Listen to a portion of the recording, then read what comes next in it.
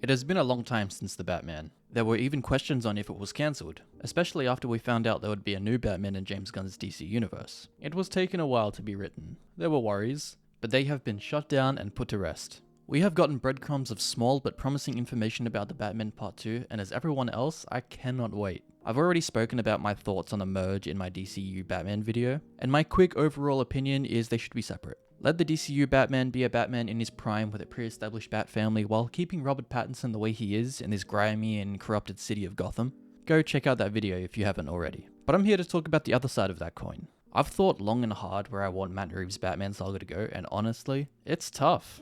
I think it's harder because the DCU Batman is such a clean slate, we can expect almost anything. But with Reeves' Batman, there is already a movie and a TV show to go off. And I do not want to disrespect or change how anybody sees this world and what they expect from it. But as I said, I have thought a lot about it, and I think I got something. If we can trust Gunn with letting Reeves complete his vision and assume Pattinson won't merge with the DCU, we should expect a trilogy. So 3 movies, with the first already having been done for almost 5 years now, and we know almost nothing about the sequel. Just little tiny breadcrumbs. So let's start there. Let's start with what we know about the story, and we can make a foundation for this video and go from there. So from interviews, we know that the story will dive deeper into the corruption of Gotham, taking Batman to a place where he couldn't even think of. We also know Bruce Wayne is going to find it very hard to be Batman, and this may be my most excited element for the movie. The Penguin TV show does lead into this movie, but it isn't required viewing. And to further back this up, we have heard that the Penguin only appears in about 5 or 6 scenes, while his opposite in his TV show, Sophia, will not be appearing in the sequel. And speaking of the villain, Reeves said that this villain has never really been done on film before. If we are really reading into this, which of course we are, it's fun, that point is very important. To me, that implies that the villain has kind of been done, but not really. Whether that's in an animated movie or it's a version we have seen in a movie, but Reeves is taking a different approach with them. There are probably a few more bits and pieces Reeves has said over the years, but that's the basic rundown currently, which gives us a nice start. So what can we take from this? I wouldn't rule out Penguin as the main villain because anything can happen, but I think it's highly unlikely. Especially if this is going further down the corruption rabbit hole, I don't think the Penguin fits that. Basic bribes and dirty cops is one thing, but taking Batman down the deeper rabbit hole of corruption and to a place where he didn't even think of is another. And based off the first movie, I think the villain should have a personal connection to not just Batman, but also Bruce Wayne. So it's got to be Court of Owls, right? I know, I double dipped a villain from my DCU video, but they're just in a prime position to be used in both universes for different reasons. If they go the route of giving Bruce Wayne the playboy persona for the public, they can have him infiltrate this old aristocratic and secret society. In the first Batman movie, there was always this kind of dreadful feeling of corruption, and to further explore that both as a foil to Bruce and Batman seems like an easy pick for the villain. Batman thinks he has a grip on Gotham after his victory against Falcone, until a secret society of Gotham's elite pull the rug from both under Batman as they war over control of the city, and Bruce as they try and sway him to their society. Or perhaps up the threat level of this movie's villain by the fact that they already know he is Batman. Psychologically, this can challenge Bruce as he faces the fact that his parents may have been reluctantly involved with this ancient Illuminati, while Batman has to come to terms that Gotham isn't actually his city. But despite Reeves' comment about the deeper connection in the sequel, maybe this Bruce isn't ready for the court. They might be a better fit for a third movie, so that way if Robin is around, we could get a scene kinda like this, that might be cool. However, the likelihood of them being villains is pretty high in my opinion. But in saying that, let's explore some other possibilities. The Batman ended on a hopeful note, and throughout the movie there was clear neglect for Bruce Wayne as he focused purely on being Batman. That was his arc for the movie. It also set up that a reporter with the name Edward Elliot uncovers dark secrets with the Wayne and Arkham families, leading to Falcone killing the reporter. So the next logical step is Hush. Both a personal connection to Bruce and Batman, so it does fit. And I suppose the logical answer for a sequel is Bruce focusing on helping Gotham as Bruce Wayne, while fighting crime as Batman, until a new killer going by the name of Hush appears as a threat that Batman needs to find and bring to justice. And before I say anything else, I trust Matt Reeves 110% based off the Batman alone. And that's not looking at his previous work, which is incredible. No matter what he does, I'll be there day one and I'm sure he will knock it out of the park. I trust the vision. But if I'm being honest, I don't really want the villain to be Hush. Wouldn't he be a bit too similar to the Riddler? It's been a long time since I've read Batman Hush and I haven't seen him in much else, so admittedly I don't know too much about him. Out of choice, he just doesn't really interest me very much. But let me know in the comments down below if I'm missing out, or if there's a hidden gem for Hush somewhere. Alright, so let's get crazy for a second. In the first movie, he fails to stop Riddler's bombs in time, which is meant to be a lesson for him to be more smart and strategic. He is still relatively fresh into being Batman. So if the first movie was an intellectual battle with Bruce using his detective skills to try and figure everything out, and if these movies are going to change over time, then I'd want the next movie to focus more on his physical side. He was very reckless in the first movie, tanking all these bullet shots and hits from people he was fighting. He was scrappy, and I would like to see him refine his moveset as we see him progress through this saga. So in the sequel, let's have the culmination of the Penguin show wrap up with the Batman taking him on. But Penguin is no match for Batman, not physically. Enter Bane. This is silly, trust me, I know, don't take this seriously, because I'm not gonna lie and I'm gonna straight up admit that this is purely because Absolute Batman has been killing it lately and it lives rent-free in my mind. Gotham is known for being this ruthless and criminal world, so when Bane hears that someone has brought somewhat control and stability to the city, it gets his attention and he seeks out this worthy foe. Penguin and Bane agree on Batman's mutual defeat and we can go from there. Obviously, Bane is pretty fantastical with Venom, and Absolute Bane is definitely not a grounded take. Come on, look at this guy. Absolute Bane is the scariest guy I've ever seen in my life. But it can be grounded in a way that Venom is a type of steroid. It could work. And I say all of this because the movie can have themes of addiction, with Bruce dealing with his obsession with the Batman and Bane with Venom, both relying on something that they think makes them what they are. I always loved that look Ben Affleck gave the Batsuit, this look of pain and deep down knowing that it will always be a part of him. But like I said, it's just a fun little thought. I don't see it happening, but who's to say?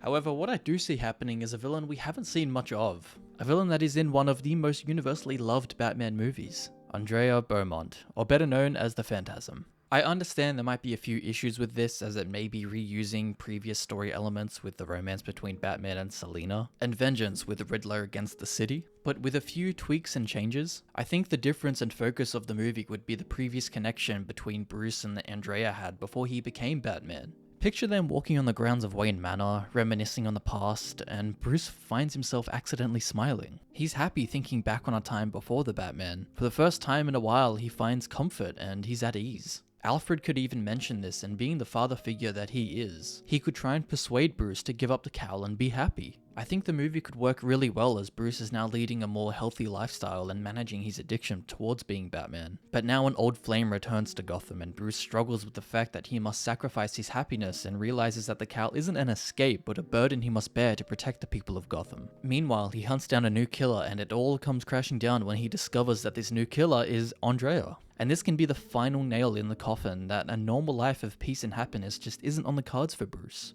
Maybe it does sound a bit too much like the previous movie and Catwoman, and with the movie ending the same way that Bruce is spoken for when the bat signal shines in the sky. But I love the idea of Pattinson acting his ass off by showing Bruce his relationship on being Batman. I think it would also be a great way to show more Bruce in this movie, with themes of handling addiction and gaining control over it. I don't know, I think something is there for Andrea and the Phantasm. Now, I would be foolish to not mention the possibility of Barry Keoghan's Joker being the main antagonist for a movie, but I want him to remain in the same role as he played in the Batman deleted scene. I understand why it was deleted, but I really like that scene. Having Batman go to Joker, much like Hannibal, is a really cool idea that develops their relationship in such a clever way. In that scene, you already see how much the two have history. Batman's reluctance and Joker's obsession. Based on the files alone, he mostly got everything right. He's smart, he's calculating, he's obsessed. This isn't the first time Batman has asked him for advice. Joker finds Riddler boring and he turns it around on talking about Batman. I can see this Joker having a kind of childlike innocence, where he psychologically manipulates and plays these mental games with whoever he wants to get whatever he wants. Yes, this Joker is another grounded and demented take on the character. And in my DCU video I mentioned I'm tired of seeing the Joker and would like to see other villains get the spotlight. But he's in such a unique and interesting position in Arkham as a consultant to his rival, and I want to see and explore more of that. I could even see this play out with the tease at the end of the Batman between him and Riddler in the cells next to each other. They're both absolutely insane, but based off the limited screen time he had, Joker is more in control of his emotions than the Riddler is. Unlike the Riddler, he is less inclined to make outbursts and ramblings. Joker knows exactly what buttons to press with anybody to anger them or use them. Maybe a good way to explore this outside of the mainline movies is that Arkham show they were developing. That could end up happening and we could maybe see Hugo Strange in this world. Might be a good psychological foil for Pattinson's Batman, but I've rambled on enough.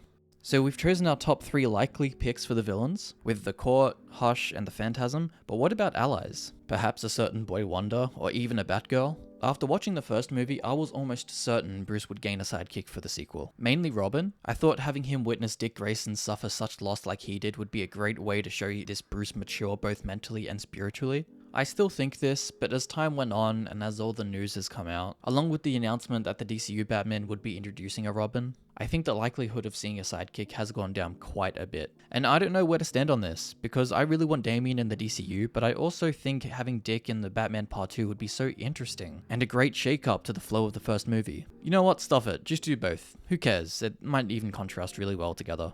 But speaking of allies, what if we get a Harvey Dent? Not Two-Face, I'm not interested in him just yet. I'm talking about just Harvey Dent. Now walk with me here, let's get a Harvey Dent TV show.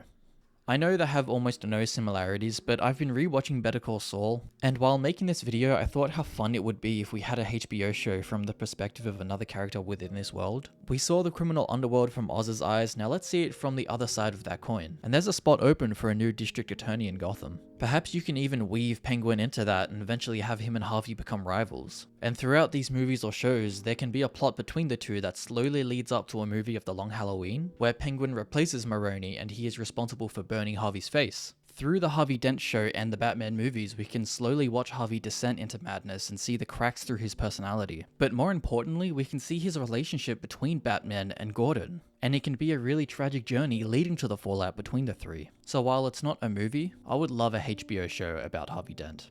For some bonus ideas, I mentioned before that with the first movie being an intellectual battle, I would like to further Batman's martial prowess and develop this in the sequel. The action was great and more comparable to Ben Affleck's choreography rather than Christian Bale's stiffness, but I would like to see Pattinson's Batman become more of a master. Not a ninja or a superhuman expert doing backflips and crazy stuff like that. We can save that for the DCU version, but something more refined and precise, as I mentioned before. Another thing worth mentioning is the Batcave. After the floods, I think the subway station would have been destroyed, which is maybe why Batman is out of commission during the Penguin TV show. He had to deal with all those insurance companies. Nasty stuff. And with Bruce maybe moving back into Wayne Manor, I could see a new proper Batcave happening, especially if we're going down the road of raising Dick Grayson. Moving back into Wayne Manor could also be some kind of symbolism that Bruce Wayne is opening himself up more to the public, instead of being a recluse isolated in that cold and gothic tower.